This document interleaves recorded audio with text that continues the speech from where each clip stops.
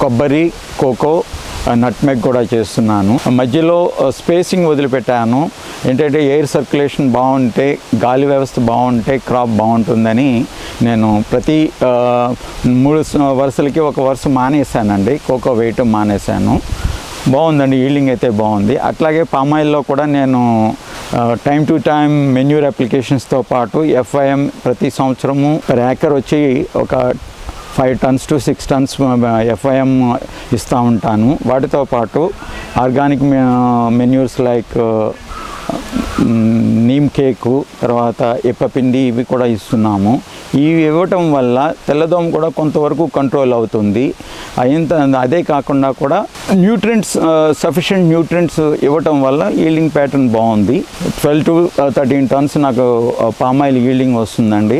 అందులో కూడా నేను మల్టిపుల్ క్రాపింగ్లో కోకో వేశాను. కోకో కూడా బాగుందండి. నేను డైమండ్ దాంట్లో ఒక సెంటర్లో ఒకే ఒక మొక్క వేశాను. అది వెదరింగ్ బాగుంది. తర్వాత పామాయిల్ ఇప్పుడు ఆల్మోస్ట్ 30 feet వెళ్ళిన తర్వాత చెట్టుకు గాలి వ్యవస్థ బాగుండటం వల్ల ఇప్పుడు కాపు బాగుంది.